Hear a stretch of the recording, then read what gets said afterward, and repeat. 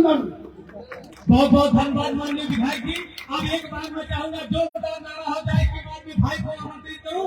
जय जय जय जय जय भीम, जय जय जय भीम, अमर रहे, अमर रहे, भीमानी जिंदाबाद, आजाद पार्टी जिंदाबाद, जिंदाबाद, जिंदाबाद। तराजू तौल के देखो, तराजू तौल के देखो। अरे किसकी तौल भारी है? अरे तुम्हें तलवार प्यारी है तो हमें सरकार प्यारी है, हमें सरकार प्यारी है। तो मजा है क्या पीने में? तूफान भी थम जाएगा जब लक्ष्य रहेगा पीने में, जब लक्ष्य रहेगा पीने में। एक बार मेरा अनुरोध है कि भाई के आगमन को लेते हुए आपको हूँ तालियों से स्वागत करिए कि पूरा जिला हो जाए। बहुत बहुत धन्यवाद आप सबको, बहुत बहुत शुक्रिया, बहुत बहुत धन्यवाद। आप लोग मंच खाली कर दीजिए और जो साथी मिल चुके हैं मंच खाली कर दीजिए। जो साथी मंच पे हैं वो बैठ जाए। मंच पे कोई भी व्यक्ति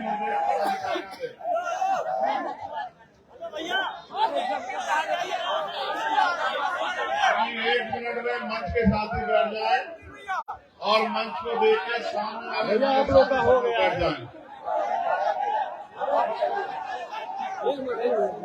जो खड़ा रहेगा वो हमारा नहीं है, जो बैठ जाएगा वही हमारा, इसलिए बैठ जाओ।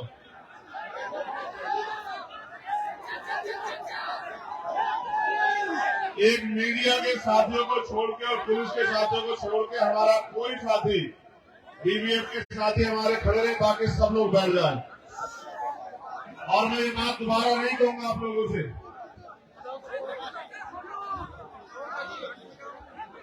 आप लोगों से भी कह रहा हूं,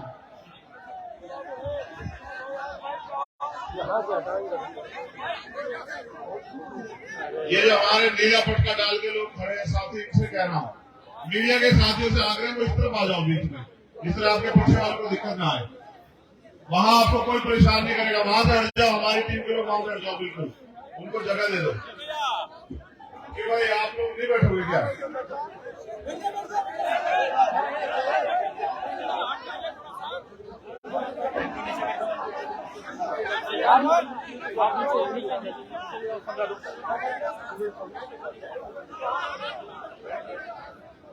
मैं जब तक बिल्कुल नहीं बोलूंगा जब तक आप बैठोगे नहीं।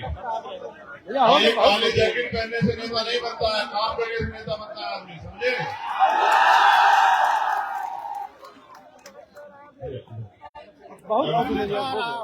व्यवस्थित बैठ जाओ। मीडिया के लोगों को छोड़ के बाकी सारे साथी बैठ जाओ, नहीं तब तक पता ही नहीं चलेगा क्या हो रहा है। देखो, मैं ये नहीं चाहता कोई मुझसे ये कहे कि आपके लोग अनुशासित नहीं, इसलिए आपसे अपील कर रहा हूँ बैठने कि बैठ जाओ। क्या कर रहे हैं? ये सब ये जो लोग मंच पे हैं, बैठ जाओ और मुंह इधर को करो।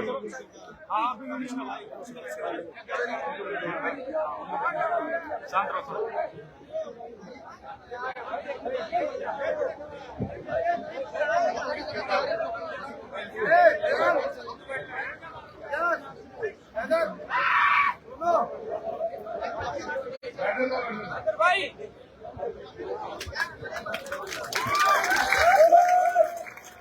बहुत बहुत धन्यवाद। मेरा आग्रह है कि जगह छोटी है और लोग ज्यादा, इसलिए बैठने में तकलीफ होगी, लेकिन ये बहुजन समाज तो हजारों साल से तकलीफ सहता आया। अगर आज आधा घंटा आपको मेरी वजह से तकलीफ सहनी पड़े तो ये मान के कि आज की तकलीफ आपको आने वाले 20, 30, 40 साल तक इस देश के शासक बनाने में मदद करेगी, तो मैं अपने भाइयों से अपील करूंगा कि उस तकलीफ को सह लो, क्योंकि यहाँ हमें कुछ भी आसानी से नहीं मिला है। हर एक चीज की हमने कीमत चुकाई है। आज से लगभग 103 साल पहले बाबा साहब अम्बेडकर के नेतृत्व में महान सत्याग्रह हुआ। जिस तालाब से जानवर पानी पी सकते थे, आपको उस तालाब से पानी पीने की इजाजत नहीं थी, अब से 100 साल पहले के लगभग की बात है। इस 103 साल में बहुत कुछ बदला है और सबसे ज्यादा बदला है तब जब 26 जनवरी 1950 को देश में संविधान लागू हुआ और लोकतंत्र आया। लोकतंत्र के जरिए इस देश के वंचित वर्गों के हाथ में वो शक्ति आई कि वो बड़े से बड़े तख्ते को पलट कर दे और वो बड़े से बड़े तानाशाह को जमीन दस्त कर दे। वो गरीब के बेटे को भी उस कुर्सी में बिठा दे जिस कुर्सी की ताकत से हजारों करोड़ों लोगों की जिंदगी बदलती हो। मैं अपनी बात की शुरुआत करते हुए, ये महामानव तथागत बुद्ध की धरती है, इसमें आने का मुझे अवसर प्राप्त हुआ। इस चुनाव के जरिए ही मैं इस अवसर पे आप सबका बहुत बहुत धन्यवाद करता हूं। यहाँ उपस्थित हमारे भीम आर्मी आजाद समाज पार्टी के सम्मानित वरिष्ठ लीडर और मेरे सामने उपस्थित हमारी माताएं, बहनें, नौजवान साथी, बुजुर्ग, मेरे हम, मेरे भाई, हमारी बच्चियां, हमारे छोटे बच्चे, प्रशासन के लोग और मीडिया के सम्मानित बंधुओं, मैं महामानव तथागत बुद्ध के बाद संत श्रोमणी सतगुरु रविदास, भगवान वाल्मीकि, गुरु नानक देव, संत कबीर को भी याद करता हूं, उनको नमन भी करता हूं। मैं नमन करता हूं राष्ट्रपिता ज्योतिबा फूले, छत्रपति साहू जी महाराज, अम्बेडकर, पेरियार नायकर, प्यारेलाल यादव, बाबू जगदेव प्रसाद कुशवाहा, कपूरी ठाकुर, उन तमाम गुरुओं संतों को जिन्होंने अपने प्राणों का बलिदान दिया, अपनी सारी सुख हृदय छोड़ दी और हमें अवसर दिया, हमारे लिए काम किया, जिनकी वजह से हम हैं। महामना राम सुवर्मा, चौधरी महाराज सिंह भारती, मेरे गुरु, मेरे आदर्श मान्यवर साहब काशीराम को नमन करता हूं और नमन करता हूं उन वीरांगनाओं को, चाहे वो माँ सावित्रीबाई फूले रही हो या माँ फातिमा शेख रही हो या फिर अवंतिका बाई लोधी रही हो या झलकारी बाई कोई रही हो या फिर वो वीरांगना जिन्होंने अन्याय अत्याचार करने वाले को सबक सिखाने काम किया और करोड़ों करोड़ों महिलाओं की आदर्श बनी, माँ फूलन देवी को भी नमन करता हूं और अपनी बात की शुरुआत करता हूं। सम्मानित मेरे बहुजन समाज के लोगों, जैसा कि मैंने आपको बताया कि असली आजादी तब मिली जब भारत में संविधान आया। संविधान से पहले देश तो आजाद 15 अगस्त 1947 को हुआ, लेकिन हम लोग आजाद नहीं हुए। हम आजाद तब हुए जब भारत का संविधान लागू हुआ। भारत के संविधान को लागू होने के बाद इस देश के सब लोगों को बराबरी के हक अधिकार की बात आई, लेकिन वो बात तब लागू होगी जब संविधान पूर्ण रूप से लागू होगा और संविधान को लागू कराने की शक्ति वो विधानसभा में है, सरकारों के पास है, आम आदमी के पास नहीं है। जब तक आप अपनी ताकत नहीं बनाओगे, आज आप हजारों हजारों की संख्या में यहाँ इकट्ठा हुए हो, इकट्ठा होने से, नारे लगाने से, जयकारे लगाने से, भाषण करने से आपको आजादी नहीं मिलेगी, आपको अधिकार नहीं मिलेंगे। अधिकार अगर आपको चाहिए, आपको गुलामी की बेड़ी अगर काटनी है, अगर इस देश में स्वाभिमान सम्मान के साथ जीना है, अपने गुरुओं, संतों और महापुरुषों के अधूरे सपने को पूरा करना है, तो आपको आज के हालात को समझना पड़ेगा। हालात ये है कि जो सरकार केंद्र में और प्रदेश में बैठी है, वो एक एक करके आपके सारे अधिकारों को चुन चुन के खत्म कर रही है। जब पब्लिक सेक्टर नहीं रहेगा तो कभी किसी दलित पिछड़े का बच्चा सरकारी कर्मचारी नहीं बनेगा। जब पब्लिक सेक्टर नहीं रहेगा तो आपके घर में जो साधन संसाधन सरकारी नौकरियों की वजह से आ रहे तो खत्म हो जाएंगे। जब स्कूल कॉलेज नहीं रहेंगे तो ये बहुजन समाज के लोग वहीं चले जाएंगे जहां आजादी से पहले थे। जब अस्पताल नहीं रहेंगे, जब सारे सरकारी अस्पतालों के ताला लग जाएगा और बड़े बड़े पूंजीपतियों के अस्पताल रहेंगे तो गरीब आदमी सड़क पे मरेगा। जो तमाम तरह की सुविधाएं भारत के संविधान ने हमें दी हैं, उनको बचा के रखने का, उनको लागू रखने का, उनको आगे बढ़ाने का और अपने आने वाली पीढ़ियों को स्वाभिमान, सम्मान और वजूद के साथ जिंदा रखने का एक ही हमारे पास ताकत, एक ही हमारे पास शक्ति है, वो है हमारी वोट। जिस वोट को बाबा साहब अम्बेडकर ने अपने 4 बच्चों के कुर्बानी से हमें दिया। आप अगर नहीं जानते तो जान लो, हमारे नौजवान साथी बैठे हैं, इनके दिलों में बड़ी आग है, ये कुछ करके दिखाना चाहते हैं, ये बदलाव करना चाहते हैं, ये गरीबी, सामाजिक गैर बराबरी, आर्थिक गैर बराबरी को खत्म करना चाहते हैं। मैं इनसे भी कहना चाहता हूं कि मेरी बात पे गौर करो। सिर्फ मेरी बात को सुनने से बात नहीं बनेगी, मेरे द्वारा जो बात आपको बताई जा रही है उसको अमल में लाओगे, उसको धरातल पे लेके जाओगे, तो मेरा मानना है कि आने वाले कुछ साल में परिवर्तन हो जाएगा।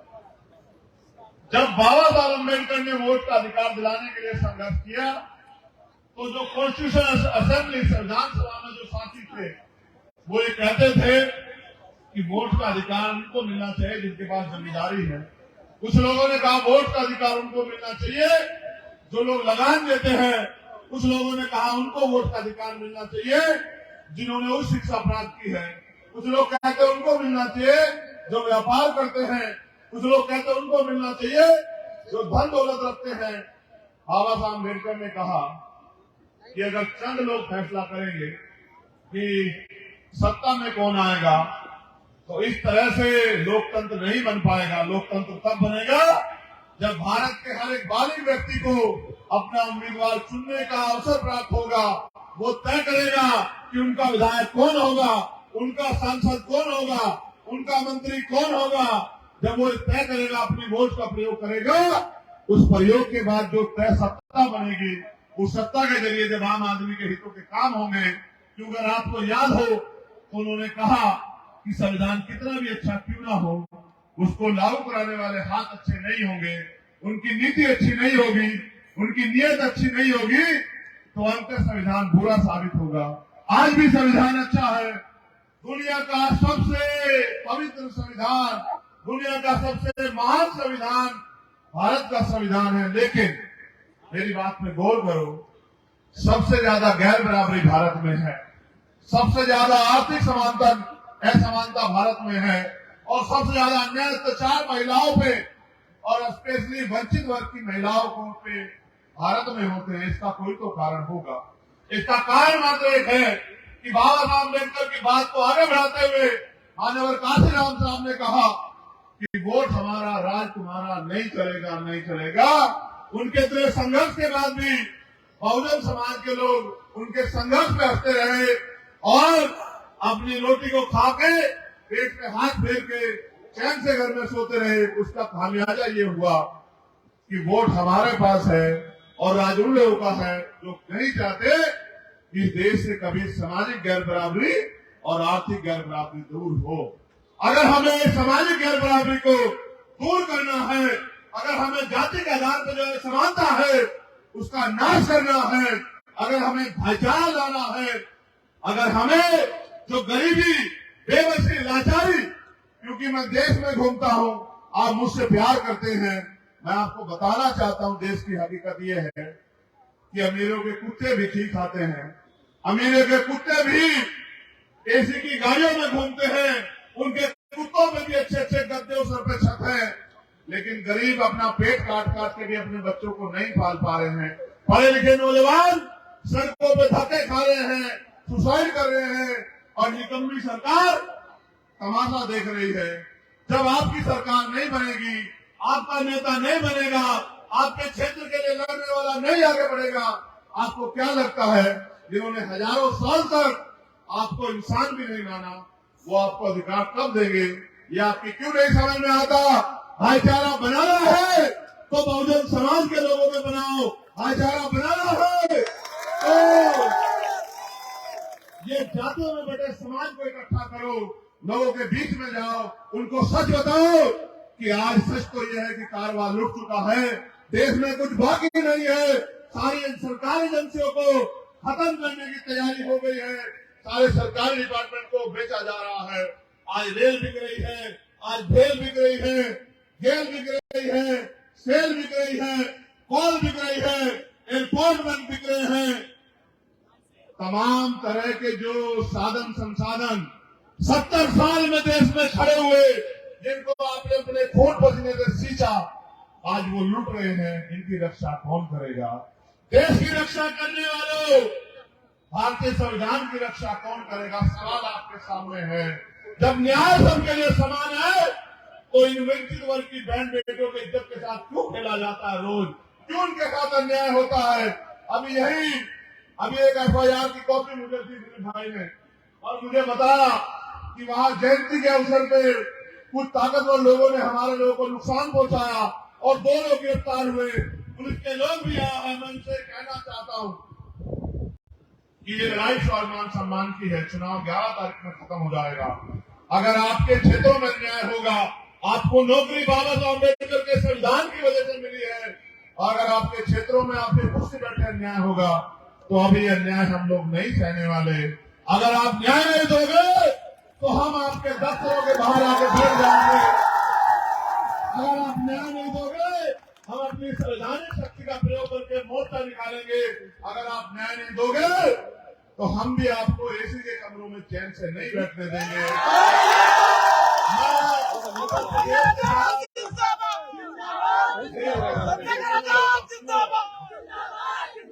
फिर कह रहा हूँ, आप भी जिंदाबाद करो, मैं भी जिंदाबाद करता हूँ। कुछ होगा ही नहीं। देखो, मैं 2 बातों पे आपका गौर को करूंगा और आपको बताऊंगा कि भीम आर्मी किस हालात में है। आज आजाद समाज पार्टी किस हालात में, आपको समझना पड़ेगा। जब हम अन्याय के खिलाफ लड़ने जाते हैं और जिस ताकतवर व्यक्ति ने अन्याय किया, गौर करना, मेरे उसके बाद सीनियर लोग गौर करना। अभी तो मैं इन नौजवान लोगों के भरोसे लड़ रहा हूं, ईमानदार से कह रहा हूं इस बात को। आज मैं जो कुछ हूं मैं इन नौजवानों की ताकत से हूं। आप लोगों ने मेरे साथ खड़े होने का काम किया। इनका जोश, जुनून और आपका अनुभव, हमारा आंदोलन बुलेट ट्रेन की तेजी से आगे बढ़ेगा। हम लोग इस प्रदेश में बहुत कम समय में शक्तिशाली हो जाएंगे। मैं आपको बताता हूं कि हमें क्या क्या कीमत चुकानी पड़ती है। यहाँ हमारे 3-4 वरिष्ठ नेता बैठे हैं, चौधरी अमर सिंह जी, भाई आकिर साहब, अवनीश जी, हमारे जिले के अध्यक्ष और उनकी पूरी टीम। मैं आपका गौर एक तरफ ले जाना चाहता हूं जो आप नहीं सोचते। जब भी पूरे देश में या किसी प्रदेश में या किसी जिले में अन्याय होता, जब अन्याय करने वाला ताकतवर व्यक्ति ये सोच के बैठा होता है कि मैं तो कई सालों से अन्याय कर रहा हूं, मेरा तो कोई कुछ नहीं बिगाड़ सकता, और जब पीड़ित वो बात भीम आर्मी के लोगों तक पहुंचाता है और जब भीम आर्मी के लोग अपनी जान पे खेल के तमाम तरह की मुसीबतों का सामना करते हुए अपना धरना मोर्चा लगा के उनको न्याय दिलाने का काम करते हैं, और जो ये सोच रहा था उसका कुछ नहीं हो सकता, वो गिरफ्तार होकर जेल जाता है। जब वो जेल जाता है, अगर वो सरकार का व्यक्ति होगा तो क्या करेगा? जेल में से आने के बाद वो हमारे कार्यकर्ताओं पे झूठे मुकदमे लगवाएगा, वो उनपे जबरन उनके घरों पे बुलडोजर चलवाएगा। बुलडोजर वाली सरकार है, वो जबरन हमारे लोगों का मनोबल तोड़ेगा, वो उनको आर्थिक नुकसान पहुंचाएगा। आप सब जानते हैं, मैं बस आपको बता रहा हूं। अगर वो सरकार का भी व्यक्ति नहीं, ताकतवर व्यक्ति है, तो मैंने अभी 2 बड़े नुकसान सहे। एक, मेरा छोटा भाई राकेश पासवान, वैशाली में मेरा शेर, उसको जयंती से पहले 20 गोली मारी, ताकतवर लोगों ने उसकी जान ले ली। उसको कीमत चुकानी पड़ी आपकी लड़ाई लड़ने की। एक, मेरा बहादुर भाई चेतन सिंह, विदिशा मध्य प्रदेश, उसको उसकी हत्या की ताकतवर लोगों ने। देखो, मुझे रोज अपने भाइयों की लाश उठानी पड़ती है। आपको नहीं पता कि कितने जख्म सह के हम लोग आंदोलन चला रहे हैं। हम वो कोई व्यापार नहीं कर रहे थे, कोई लूटपाट नहीं कर रहे थे, वो आपके अधिकारों की लड़ाई लड़ रहे थे। और आप पता करवा लेना, वैशाली आपसे दूर नहीं है बिहार, कि जब तक राकेश पासवान था, किसी सामंत की मां ने दूध नहीं पिलाया कि और किसी गरीब की बेटी प्रभाव उठा के देख लीजिए, ताकत थी। लेकिन आज राकेश पासवान का परिवार डर के साथ में, कारण पता क्या है? कि आप उन नेताओं को ताकत देते हो जो चुनाव के समय आपके बीच आते हैं। आप जानते हो, लोकतंत्र में जिनकी वोट की शक्ति जिनके साथ होती है, वो ताकतवर होते हैं। मुझे 10 साल हो गए घर छोड़े हुए, मैं लगातार गली गली जाके आपको जगाने का काम कर रहा हूं। इन युवाओं की बदौलत आज हजारों लोगों को न्याय मिलता है, और सिर्फ बहुजन समाज के लोग नहीं, हर समाज में रहने वाली बहन बेटियां न्याय के लिए हमसे उम्मीद करती है और वीडियो वायरल कर करके कहती है कि भैया से कहो हमारी मदद कर दें। इसका उदाहरण मैं आपको बताता हूँ कि आज दिल्ली के जंतर मंतर पे हमारे देश की गोल्ड मेडलिस्ट बेटियां बैठी हैं, न्याय की मांग कर रही हैं। उनको भी हमसे उम्मीद है कि हम लोग जाकर न्याय दिलाएंगे। उसके साथ साथ उत्तर प्रदेश की पुलिस ने मध्य प्रदेश के एक बच्चे आकाश गुजर को आगरा में इनकाउंटर कर दिया। उसके परिवार ने मुझसे कहा कि आप आ जाओ, आप न्याय दिला सकते हो। मैं आपसे पूछना चाहता हूं, आपने सबको ताकत दी है, आपने सबको हिम्मत दी है, क्या तो मेरे काम में शक बताओ कि आपके काम में ये वो है।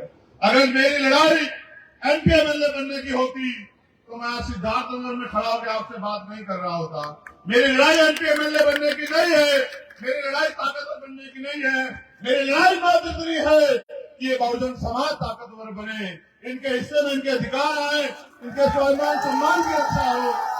और मेरी लड़ाई इतनी है कि बाबा साहब अम्बेडकर अपनी पूरी जिंदगी कुर्बान कर गए हम पे, अपने 4 बच्चों को कुर्बान कर गए। माननीय काशीराम साहब चप्पल के सहारे पूरे देश में घूम घूम के फटी हुई बनियान और शर्ट पहन के उन्होंने इस आंदोलन को ताकतवर बनाया। वो पिता के समान है हम लोगों के, उनका अधूरा सपना पूरा करने की जिम्मेदारी किसकी है आप बताओ? क्या भारतीय जनता पार्टी के लोग उनका सपना पूरा करेंगे? क्या समाजवादी के लोग उनका सपना पूरा करेंगे? क्या कांग्रेस के लोग उनका सपना पूरा करेंगे? मेरे भोले भाले समाज के लोगों, अगर आप उनके सपने के लिए मेहनत नहीं करोगे तो उनका सपना कैसे पूरा होगा? अगर सब लोग सर्जन हिताय सर्जन सुखाय हो जाएंगे तो बुद्ध का बहुजन हिताय बहुजन सुखाय कहाँ रहेगा? और जब बहुजन हिताय बहुजन सुखाय नहीं होगा, वही लोग ताकतवर हो जाएंगे, तो फिर आपको अधिकार और स्वाभिमान सम्मान कहाँ से मिलेगा? साहब कहा करते थे, अगर आप फूल वालों को वोट दोगे तो फूल वाले ताकतवर होंगे, फूल वाले ताकतवर होंगे तो अपनी विचारधारा को आगे बढ़ाएंगे, अपने लोगों के लिए काम करेंगे। अगर आप पंजे वालों को वोट दोगे तो पंजे वाले ताकतवर होंगे, वो अपनी विचारधारा को आगे बढ़ाएंगे, अपने लोगों को ताकत देंगे, वो आपकी तरफ पलट के भी नहीं देखेंगे। अगर आप अपने आंदोलन को आगे नहीं बढ़ाओगे तो आपकी तरक्की कैसे होगी? सोचो मेरे लोग। ये बहन बेटियां जो यहाँ बैठी हैं, इनको घर पर रोजगार कैसे मिलेगा? गरीबी कैसे दूर होगी? इनके चेहरे पे मुस्कुराहट कैसे आएगी? और जो जुर्म जाती हो रही है एनसीआरबी का डाटा उठा के देखो, ये अन्याय कैसे रुकेगा? हम इसको खत्म करना चाहते हैं। सड़क की लड़ाई हम लोग लड़ रहे हैं। मैं यहाँ आपसे देखो, मैं सीधे शब्दों में कहता हूँ, अगर आपके घर पे कोई काम करेगा, आपकी मजदूरी करेगा, तो क्या वो शाम के समय उम्मीद नहीं रखेगा कि आप उसको दिहाड़ी दो? बताओ, अगर मैं गलत कह रहा हूं। उम्मीद करेगा नहीं करेगा वेतन की? आप जहां काम करते हैं वेतन की उम्मीद करते हो नहीं करते हो? बताओ। जब मैं 24 घंटे 7 दिन 300 दिन 30 साल के 365 दिन काम करता हूं, तो क्या मेरा वेतन आपकी जिम्मेदारी नहीं है क्या? बताओ। मेरा वेतन आपसे पैसा नहीं है, मुझे घर नहीं बनाना, मुझे बंगला नहीं बनाना, मुझे गेस्ट हाउस नहीं बनाना। मेरा एक ही वेतन है कि जब आपने सबको ताकतवर बनाया तो आप इस लड़ाई को लड़ने की हिम्मत मुझे भी दो। आप मुझे ताकत देके देखो। मैं आपसे वादा करता हूं, जिन 50 साल के नेताओं को आप जानते हो, अगर उन 50 साल के नेताओं को 5 साल में नहीं भुला दिया तो चंद्रशेखर आजाद से सवाल करना मेरे लोगों। जो काम वो 50 साल में नहीं कर पाए, सुनो उनकी नियत नहीं थी। अगर 5 साल में नहीं करके दिखाया तो कभी आपकी बस्तियों में पैर नहीं रखूंगा। और अगर आपने मेरा साथ दिया तो मैं वादे से कह रहा हूं कि वो सवेरा आएगा, वो सूरज निकलेगा कि भारत महामानव तथा बुद्ध के सपनों का भारत बनेगा। सबको रोटी कपड़ा मकान और सम्मान मिलेगा। कोई किसी के साथ जुड़ जात के अत्याचार नहीं करेगा, भाईचारा बनेगा और फिर से देश सोने की चिड़िया बनेगा। मैं अपील करना चाहता हूं, यहाँ कपिल वस्तु से श्रीमती सुभावती देवी जो हमारे नगर अध्यक्ष की दावेदार हैं, मैं उनसे अपील करूंगा कि जो कपिल वस्तु के लोग हैं वो अपने एक एक वोट को केंद्र के चुनाव चिन्ह पर डालकर मेरे हाथों को मजबूत करें, हमारी बहन को ताकत दें। सोहरतगढ़ नगर पालिका से, नगर पंचायत से इजहार हुसैन जी हमारे प्रत्याशी हैं। आप बैठो। मैं उनके लिए अपील करूंगा कि आप अपने कीमती वोट को उनके चुनाव की केतली पर देकर उनको ताकत दें। उसका बाजार से प्रभावती माता विजय यादव, ये नौजवान मेरा छोटा भाई आप प्रत्याशी है, मेरी आपसे अपील है कि इनके हाथों को मजबूत करें। इसको जो ताकत मिलेगी वो ताकत मेरे हिस्से में आएगी। ये नौजवान है, अगले 30 साल 40 साल आपकी सेवा करेगा। और आगे बात बढ़ाता हूँ, इसमें थोड़ी सी अनुशासन कमी है, मैं डांट के ठीक कर दूंगा, घबराओ। नौगढ़ सिद्धार्थ नगर से फौजिया आजाद हमारी बहन, मैं इनके लिए आपसे अपील करता हूँ। इटवा से पंचम हमारे दावेदार हैं, मैं पंचम से भी कहूंगा वो आगे आ जाएं। मैं इनके लिए आपसे अपील करता हूँ। बिजनौर से सलीम राय हमारे दावेदार हैं, मैं इनके लिए भी आपसे अपील करता हूँ। बढ़नी चांपा से मंकी राम यादव हमारे प्रत्याशी है, मैं मंकी राम जी के लिए आपसे अपील करता हूँ। मानिक राम भारत भाई से हमारे पूर्व के जिला अध्यक्ष मेरे छोटे भाई प्यारे भाई है, मैं इनके लिए आपसे अपील करता हूँ। और बढ़नी वार्ड नंबर 3 से लोहिया नगर ज्योति प्रकाश सभासद के हमारे प्रत्याशी हैं, आ जाओ।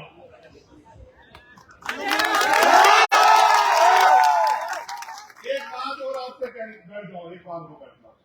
अपनी बात को समाप्त करने से पहले कुछ नाम मुझे पढ़ने हैं, लेकिन एक बात आपको जरूर कहनी। अगर सब अमीर लोग ही राजनीति करेंगे तो वो अमीरों के बारे में सोचेंगे। हमने अपने गरीब कार्यकर्ताओं को आपके भरोसे मौका दिया है, आप इनमें से छाट के देखो, एक आधा कोई ऐसा होगा जो सक्षम होगा, ना सारे आपके बीच के हैं। जब बाबा साहब अम्बेडकर ने कह दिया कि रानी का बेटा राजा नहीं बनेगा, जब उन्होंने कह दिया कि मैंने रानी का पेट काट दिया, राजा आपकी बैलेट वोट से तैयार होगा, बैलेट वोट से तैयार होगा, तो फिर ये गरीब के बेटे क्यों नहीं आगे बढ़ सकते आप बताओ। देखो गरीबी का दर्द समझता है। मैं मेरे पिताजी प्राइमरी स्कूल के हेडमास्टर थे, अब तो वो दुनिया में नहीं। मेरी माँ खेत में घास लेने जाती थी और स्कूल से आके उस घास को मैं घर सर पे उठा के लाता था, फिर मशीन में काटता था, फिर वो दूध बिकता था, उस दूध से हमने पेट पाले हैं। उस पेट को पाल के मेरे पिताजी ने, मेरी माँ ने पेट काट काट के मैं पढ़ाया। मैं गरीबी की समस्या को समझता हूँ, इसलिए काम कर रहा हूँ कि और किसी भाई को ये सहना ना पड़े। एक हमारा चुनाव निशान है, वो कहाँ जरा दिखाना मुझे, ये बड़ा अच्छा चुनाव निशान है, इसको देखा आपने? क्या है ये बताना जरा मुझे। सुनो मेरी बात को, ये केतली तो है, लेकिन ये आपको ये आपको अलादीन के चिराग जैसा नहीं लगता है? लगता है नहीं लगता है? इसको आप अलादीन का चिराग मानो, क्योंकि बाबा साहब अम्बेडकर ने कहा राजनीतिक सत्ता वो चाबी है जो आपके सारे ताले खोल सकती है। इस अलादीन के चिराग में आप अपनी वोट को डाल देना 11 तारीख को, ठीक है? और फिर आप इसको रगड़ना, जैसे टीवी में दिखाते हैं चिराग को रगड़ते हैं, क्या निकल के आता है? जेनविन तो नहीं निकलेगा। जैसे आपने इसको भरा वोटों से, वो जो नगर पंचायत के हमारे दावेदार हैं वो निकल के आएंगे, और वो क्या कहता है जिन निकल के कहता है क्या हुक्म मेरे, ये भी आपसे यही कहेंगे कि बताइए आपको मेरे आपका क्या हुक्म है आपका। फिर आप मेरे लिए काम करेंगे, आप इनके हाथों को मजबूत करो। यहाँ हमारे जो जिले के सम्मानित